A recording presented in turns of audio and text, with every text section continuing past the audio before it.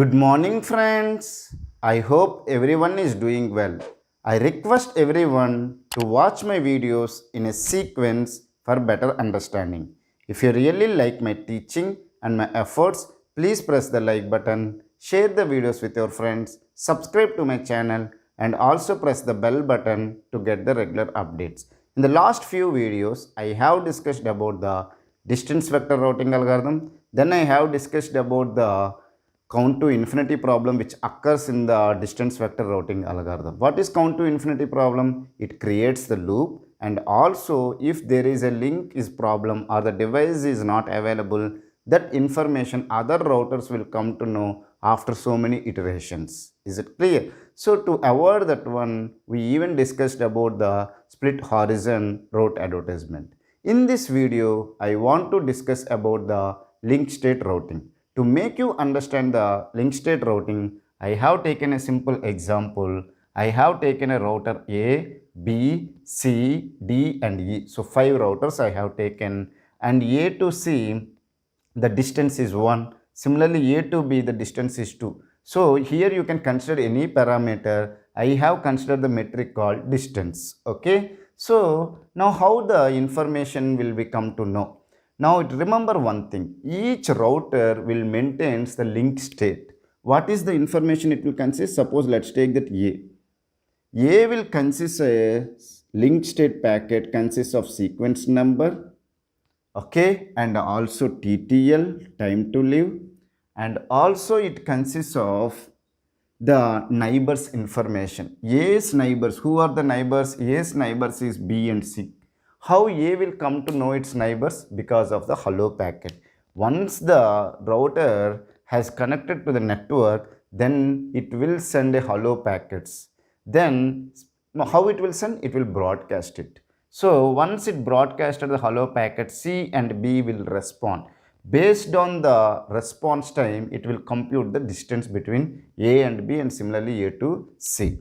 So it knows about its neighbors B and C, and even it knows the distance as 1, 2 and 1. Okay, is it clear? So this information will be there at the router A. Similarly, if I consider about the router E, even it also have the sequence number, okay, and TTL, and then what are the neighbors? Coming to the E, the neighbors are C and D. The distance from E to C is 3 and E to D is 5. So this information will be there. Now coming to the distance vector algorithm, each router will forward its distance vector to its neighbors. Am I right? Because of that one, the convergence is slow. So avoid the problem which is convergence is slow in the distance vector, people have gone for the link state routing. Then you can ask me, sir, how they avoided this problem? Means how they made the convergence little bit fast. How they have done is that router A will not forward this information only to the neighbors. It will forward, or I can say that it will do the concept called flooding to send the information about A to all other routers. Remember one thing, in distance vector, A is sending its information to C and B. Similarly, C is sending its information to A and E. So after 2 iterations only, A is coming to know about E. In first iteration, A is coming to know about C, and in second iteration, A is coming to know about E. Am I right or wrong? So when it comes to the link state routing, we will use the flooding. Flooding means A will send its information to C, B, E and D. Similarly, at the same time, B also will send its link state information to all other remaining routers. So what is flooding? Flooding means, as I discussed earlier, suppose if I have A, B, C, D and E. A will send its packets to B and C. B will send the packet to E. C will send the packet to D. And D will send the packet to E. And E, will it send it or not? E also will send, but how to avoid that one? If E also send it, then what will happen? Simply it is that flooding means if you get an information from someone, send to your neighbors, and that neighbors will send to us. So A is sending a single packet to B and C, and then that information, single packet means the same information, okay, Now with the help of B, E is coming to know. With the help of C, D is also coming to know about the information. Now E, what it will do? It will forward to its neighbors, and D also will forward. Again the same information will come. Again C will come. Again A will come. That is the duplicate information. Am I right? Already C know about it with the help of A itself. Again D no need to forward it. So to avoid that one, if we have a sequence numbers, meaning is that let's take that I'm sending a packet with sequence number 1. Okay, and C is also getting to know. Now this is also sending the packet with sequence 1 because same packet it is forwarding. Again it is sequence 1. When it is forwarding sequence 1, now E also have that packet. It will check. Already I have received the packet E. If D also send the packet, it will discard it. Is it clear? Are you able to understand? If a node B has a packet with sequence number 1, if again the same packet comes, it will discard. So if we discard it, the problem is that flooding will not create more traffic. So we have a restriction on the flooding. Are you able to understand? If A is sending the packet with sequence number 1, B is sending the same packet with sequence number 1. If the same information is coming via D, then it will discard it. Okay, the sequence number will be useful for us to identify which is the new packet and which is the old packet. Suppose if B receives a packet with sequence number 2, will it accept or not? It will accept it. Is it clear? Are you able to understand it or not? So the sequence number is useful is to identify whether we have to discard the packet or we have to accept the packet. Okay, and another thing is that we have TTL. TTL is time to live. To avoid the loops in the network, we have fixed the TTL value. Once the TTL value becomes 0, the packet will be dropped from the network. So I hope you have understood about what is the link state will consist of and what is the each one we discussed in detail. Now let me discuss when A send its information to other nodes. Similarly, C also send the information about it to other nodes because it is doing the flooding. So A is doing flooding. At the same time, B, D, C, everyone is doing the flooding. So A will come to know about everyone. What is the information A will come to know? A will come to know that, okay, what is the distance to C? 1. What is the distance to B? It is 2. Okay. Now, it will come to know about D because of the B. Am I right or wrong? Because B is forwarding the information to everyone. So, obviously, A will also receive the information. It will come to know that B to D distance is 4. And similarly, B to E distance is 5. Am I right? D to E distance is 5. How it comes? It comes to know from the D or from the E. Are you able to understand? These links are the undirectional links. Means they are not directional links. Okay. Are you able to understand it or not? They don't have any direction. Meaning is that A to C distance is 1. Similarly, C to A distance is also 1. Okay. And E to C distance also it comes to know. So it knows about the entire network information. Means it has the global knowledge now. Are you able to understand? But when it comes to the distance vector, it knows the global knowledge after so many iterations. But in the first iteration itself, with the A able to understand the entire network. Now, the next thing is that node A has to identify the shortest path to the other nodes. How it will identify the shortest path? We will discuss now. It uses the concept called Dijkstra algorithm. Okay, are you able to follow it or not? It uses the Dijkstra algorithm to find the shortest path from a router to other routers. How it will do, I will discuss now. Let's take that A is there, okay, and other routers are B, C, D, E. Okay, now A is the starting node. From the A, I need to find the shortest path to other nodes. Okay, now A is there. From A, we know the distance to B is 2. To C, we know 1, but we don't know the distance to D and E. Okay, so you keep the value here 1. value 2. What is the meaning is that from A to C the distance is 1, A to B the distance is 2. Right now E's information and this information it does not know. Okay, so this one we will call it as visited nodes. Here A is already visited because it is a starting node. Now you check it, 2, 1, infinity, infinity is there. Which is the smallest value? 1 is the smallest value. So take that node, meaning is that next you are visiting to the node C. From A, next node you are visiting is C. So this is the next visited node.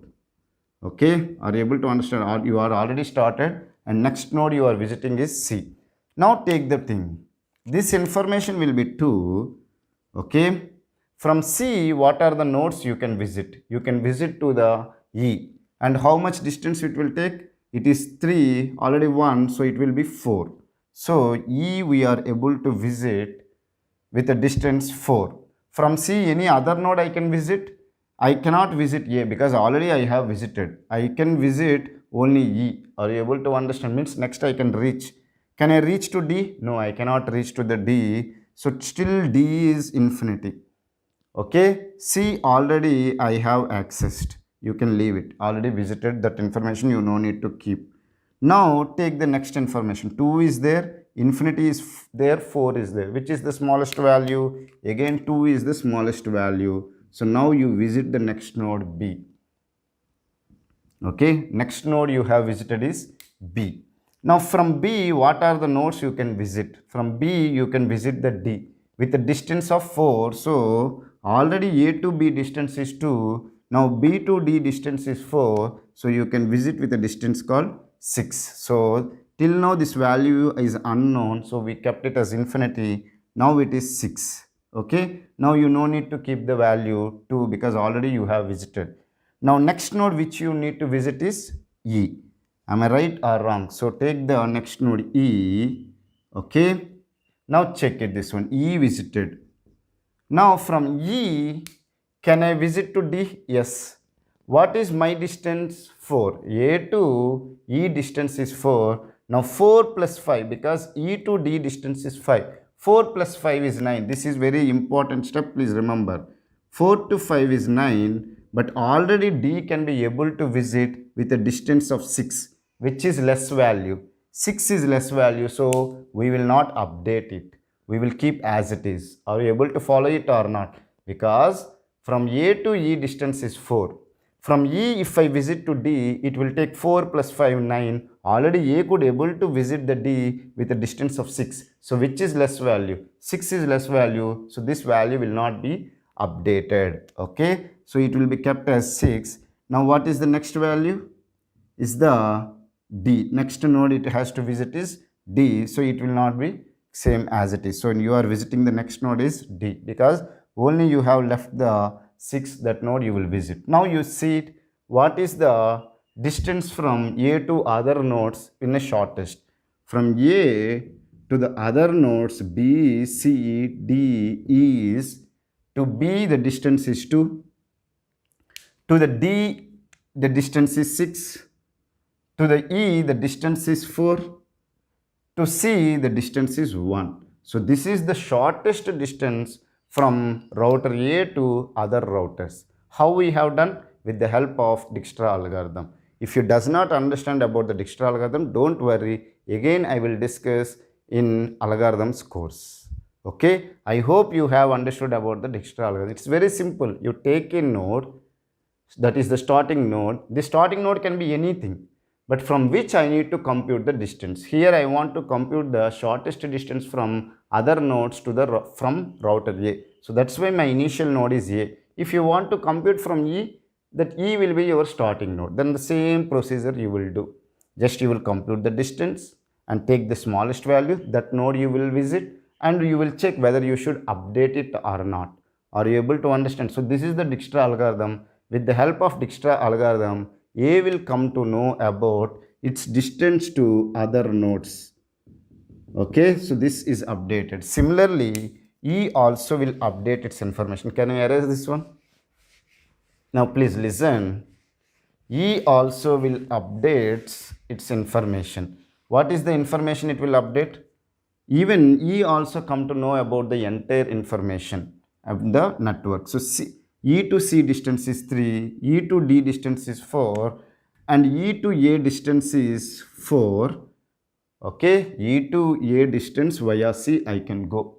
Now E to D is 5, E to B. E to B can be reached in two ways. One is this way. Am I right or wrong? Another way is that this way. Okay, now it is 3 plus 1 is 4, 4 plus 2 is 6. If I reach this way, the distance is 6. If I reach this way, it is 9, which is less. 6 is less, so it will reach to the B via distance 6 with the next hop is C. That is the link state. Okay, I hope you have understood how the link state values will be updated. With the help of flooding, we will come to know about the entire network information, and using the Dijkstra algorithm, each router will compute its distance to or shortest distance to other routers. Okay, so I hope you have understood. Now you can ask me, once it is computed, when it will be updated? When it comes to the Dijkstra algorithm, when it will update? It will forward the information. Suppose this information is computed. Even if the topology changes or not, in distance vector algorithm, periodically you will forward the distance vector to your neighbors. Will you agree with the point with me or not? In distance vector algorithm, the thing is that whether the link has updated or the topology changes are happening in the network or not, the distance vector will be forwarded to its neighbors periodically. But when it comes to the link state, it will be flooded when there is an update. If there is an update, then only it will forward. Otherwise, it will not do the flooding, because flooding is the costliest operation. Okay, it will increase the traffic in the network. So regularly we will not do the flooding. Whenever there is an update is required, then only it will do the flooding. And one more thing is that it contains lot of information. It contains sequence numbers, TTL, and even validity. All these things it will consist of. Okay, now the information is more, and another thing is that we are doing the flooding, so the traffic will increase and the bandwidth requirement is also more in coming to the link state routing algorithm. Okay, so bandwidth requirement is high.